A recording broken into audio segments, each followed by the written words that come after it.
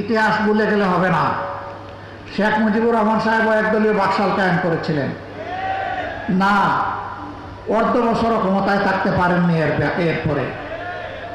সুতরাং একদলীয় শাসনে দেশের মানুষ মেনে নেবে না। সংসদে দাঁড়িয়ে বিরোধী দলকে তুচ্ছ তাচ্ছিল্য করার এই সংস্কৃতি চালু করেছিল আওয়ামী লীগ। সবচেয়ে বেশি গালি দিত বিএনপিকে, সাথে সাথে আমাদেরকেও একটু সার দিত না।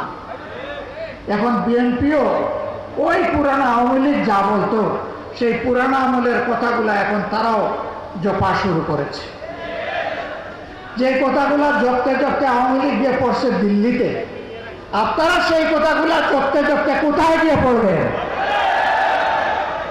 জনগণ এগুলা খায় না, তরুণ যুব সমাজ এগুলা শুনতে চায় না।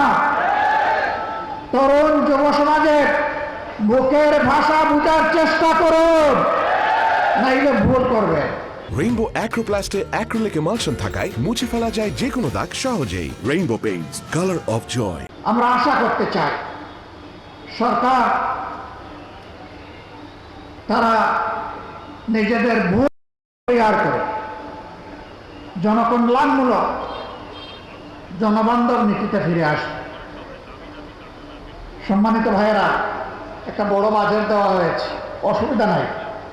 বাজেট দেওয়ার দায়িত্ব সরকারের, বাস্তবায়ন করার দায়িত্ব সরকারের। শুধু এতটুকু বলবো, গত 15.5 বছর এই বাজেট থেকে যেভাবে আওয়ামী লীগ আর তার দূষররা 29 লক্ষ কোটি টাকা চুরি করে নিয়ে গিয়েছিল, সেই পথে আপনারা হাঁটবেন না। তবে কিভাবে আস্থা রাখবো? কারণ সরকার গঠন করার আগে এবং পরে আপনারা তো চাঁদাবাজদের হাত আপনারা আটকাইতে পারেন নাই। একটা চাঁদাবাজকে আপনারা শাস্তির আওতায় আনেন নাই। ঘুষ দুর্নীতি বন্ধ করেন নাই, বরঞ্চ তার মিটার আগের থেকে বেড়ে গেছে। যদি এই অবস্থা জারি থাকে তাহলে জনগণের জায়গায় তার ভাগ্য নিয়ে কুমড়ে খাবে।